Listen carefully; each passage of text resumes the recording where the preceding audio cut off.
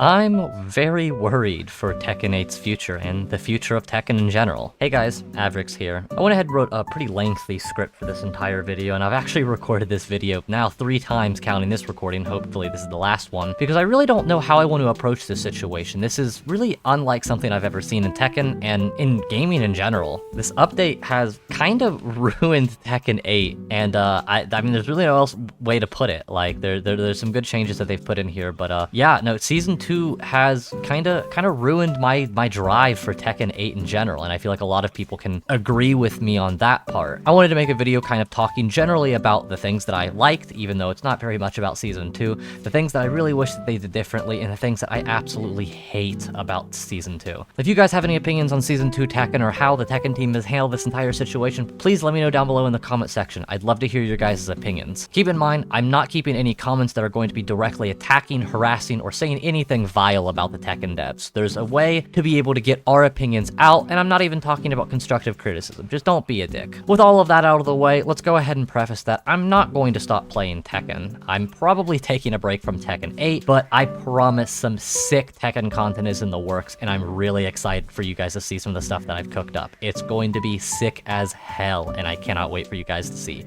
So generally the things that I kind of like about this update, not kind of, but the things that I do want to at least point out, yeah, these were good. The sidestep buffer is awesome. Being able to sidestep into the foreground from crouch is crazy and monumental for Tekken, and the round start buffer is truly amazing. I'm so glad that my 1-1 from Kazuya is not getting beat out by some random person just mashing down forward 2 at round start. There are a couple of characters that I feel like have fine balancing in my eyes, and the only 2 that I was able to write before I had to really look through the cast was Heihachi and Kazuya, and that might be a little bit because they're the only characters that I mainly play, but I would like to say that I play a good like quarter of the cast. Brian, Dragunov, Victor, Deviljin, Clive, just to name a couple of characters that I have played and done pretty well in offline before. And the reason why I only put Heihachi and Kazuya is because I feel like that those 2 characters are truly the only characters that really didn't get anything that was insane. Lee got nerfed into the ground, which I really don't understand, and I'll talk about their balancing here later when I talk about the hate section. But I feel like generally, even though this is a positive thing, I want to at least mention that the problem that I feel with a lot of these new characters are not the new moves, but the frame advantage on block for some of these moves, and the fact that a lot of these moves transition from stance.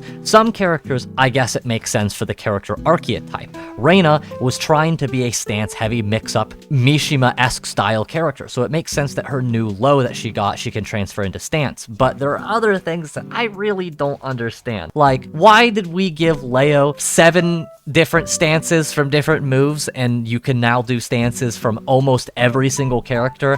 I'll be playing characters like Victor, Anna, Nina, and I'll just be holding back, down, and forward after random moves just to see what transfers into stance, and the amount of stuff in this game that transfers into stance at like +6, 7, 8 on block is ridiculous. And I can already kind of tell you guys how I'm feeling about the balancing of the game if I'm already mentioning these kinds of things when it comes to the things that I like. And for the last thing that I actually like about this update is I really like Anna. I think her redesign is really cool. I love her new moves, and I think she's a really cool character, using that bazooka to slap people with, and her combos are just really cool. I don't really mind that much about the debuff system. I think it's a little too overpowered, and that is a very, very, very severe understatement. I think it shouldn't do nearly as much chip, and it should probably only be certain moves that she has does chip. But I'm not a balancer, I'm not a developer, I'm not going to sit here and pretend like I know what's good for the game, but it's clear that this is not what's good for the game. So with all of that good stuff, I know it was a lot, let's go ahead and get into the things that I wish they did differently. And this isn't the things that I don't like about the update, this needs to be less 50-50s in the game as a total, but these are just kind of things that I wish that they added in general that I have no idea why this hasn't been a thing yet. And one of them is, why don't we have older games in the Tekken Fight Lounge? I understand probably for a size thing, you probably couldn't put something like Tekken 6 or Tag 2 or something like that in there, but you can't even like give us like Tekken 3 or like Tekken 4 or anything like that. I think it'd be a really cool inclusion, and I honestly thought that the Fighting Lounge was going to fail miserably. So seeing a ton of people that are consistently going to online tournaments that are at the Fight Lounge, and people who are just trying to get games with their friends and everybody else at an actual cabinet, it's super cool. Having a little section where we can go back and play some of the older Tekkens with other people would be super cool, and I think it's just a really easy way to say thank you to the community for dealing with this really bad update. And I think if anybody from the Tekken team is watching this, it should definitely be something that you guys should consider, genuinely. One last thing that I want to point out in this little section before I go into the massive amounts of stuff that I really don't like about this update is just talking about the flavor from the older games and unique items from Tag 2, Tekken 6, etc. that are just not really there anymore. Up on the screen right now, I've got some footage of some of the unique Tag 2 intros and items and just the life and flavor that was really in this game that was kind of lost. A great example is when Tekken 8 introduced their new like intros with people who have like story arcs and stuff like that. A lot of the intros are cool, but mainly for the Mishima characters. It kind of feels like a lot of the other characters are more just side characters. A great example of this is the Brian and Yoshi just constant like hate battle that they have going on. They made a reference to it in Tekken 8 for their intro, but it's not anything cool compared to what they did with Tekken 5. Just the love and the care and the personality that both the characters had and the story, the overarching story that both these characters had in the entire King of the Iron Fist tournament was so cool. And it's something that I wish that they would kind of bring back. And I know obviously nobody wants longer intros, that's not what we want, but you know, maybe slightly different rage arts or a little bit of a different outro, because like the outros from Tag 2 were so cool. Obviously they were two characters who were tagged together so they could really make a lot, but I mean, if you've done this before with Tag 2, why can't you do something very similar when it comes to Tekken 8?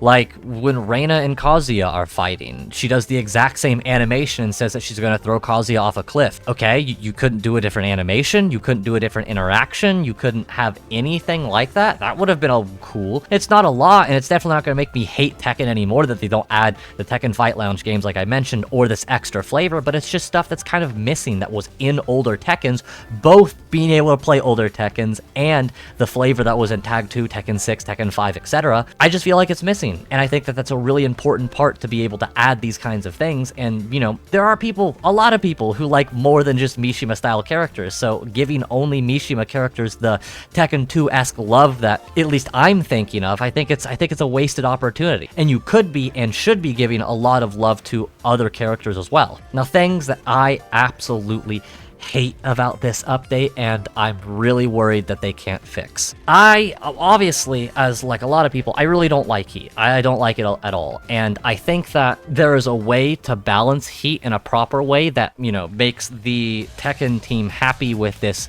aggressive like statement that they want to make for Tekken 8. It's clear that they don't want this backdash simulator that apparently not mechanically inclined players like to call Tekken 7. Jokes aside though, I want everybody to kind of think about that. I think there truly is a way that we can kind of mellow out heat, make it not as prevalent, but make it still like a one-time use per round thing. If you get it back every single round, you shouldn't be able to just spam shit over and over and over again. I think it was a huge oversight in the Tekken team's part, and I feel like that needs to be toned down a lot. I hope, and I can only believe as much as I can, that they will eventually find a fine line between, again, like I said, this aggressive focused game and being able to backdash in these moments, because there's something that I wanted to talk about, and I'm sorry, I don't know who said this quote, and I'm not going to go look for it, because I think everybody has made a hit piece on this game so far, so I'm not going to be able to find it, because I've watched a lot. The thing about Tekken 8 that makes it so boring for me, and this quote that I'm going to reference, is it feels like Tekken 8 is trying to make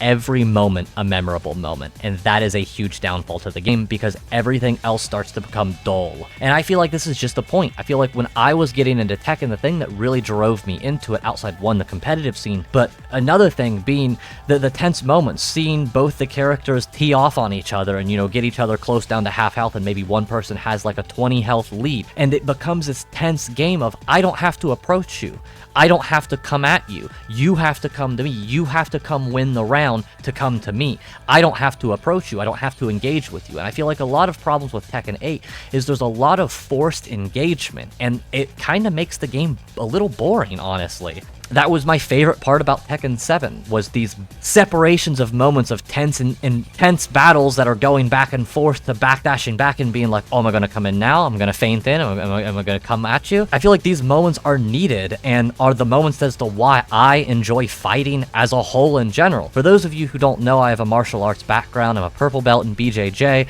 and God knows what in Taekwondo, because I haven't done it in about a decade. But I really enjoy fighting, and when I got into fighting games, the reason as to why I didn't like fighting games games is because it doesn't really mimic that same kind of like simulation and feel for fighting. But when I found Tekken, I fell in love immediately because it was the closest game that I could find at the moment besides like a Virtua Fighter equivalent, where it really felt like I was fighting. It felt like I could take my knowledge and my skills that I had actually fighting on the mat and put it into a game with my mentality. And I do genuinely believe that my background with fighting has actually increased my awareness and understanding of how I should approach Tekken 7, but to kind of make my own analogy of the situation, if Tekken 7 felt like a true, genuine experience with a fighting simulator almost, Tekken 8 feels like your instructor put you on the mat with another person and said, hey, listen, this guy's a white belt, he's never fought before, so I'm going to give both of you guys Kali sticks and you're going to beat the shit out of each other with wooden sticks. I mean, yeah, if I'm able to get around my opponent, I can hit him with some sticks and probably win the fight, but at the same time,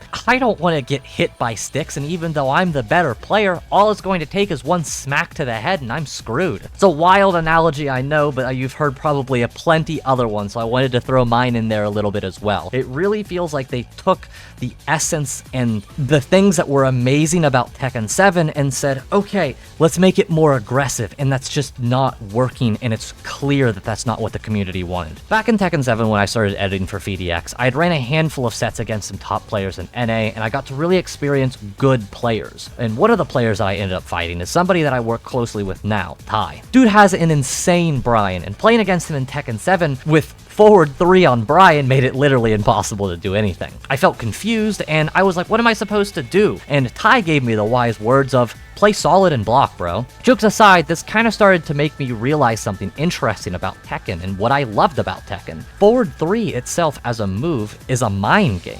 He's pressing forward 3 because it's a safe option that he can quickly get out to stop me pressing any button. This is why you see Brian players sidestep into delayed forward 3 so often, because it makes people want to press. The way to beat Brian's counter hit machine in Tekken 7 was to mix up your timings, do things that your opponent wouldn't predict, and try and keep distance and your engagements down to minimal. Win the engagement, back up, make him try and approach you. Do things that your opponent won't predict, and disrespect their turn when you feel like they might be taking more than they probably should be taking. This, in essence, is the Tekken that I fell in love with. The mental mind games and feeling like you have to be 4 steps ahead of your opponent at every instance.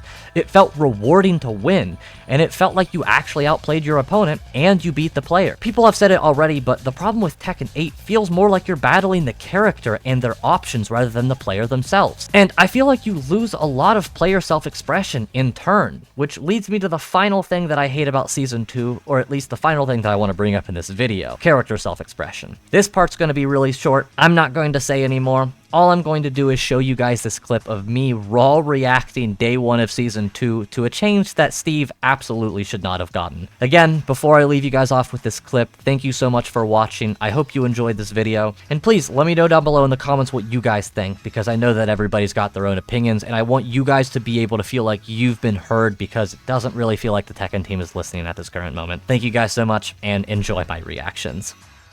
You had to do the coolest ones. Like, the changes feel so garbage. I don't even care if they made him better in some ways. He lost his Steveness. They gave him a standing 17-frame launcher. Are you fucking serious? Did they actually? Why would they do that? I mean, that's, like, and that's, I think that they took away duck spamming? Wait, are you fucking serious? There's no way! There's no fucking way, bro! Wait! No fucking way! Dude, huh? That is... Holy shit, bro. Oh my god. Ugh. I get reminded with the grab sounds.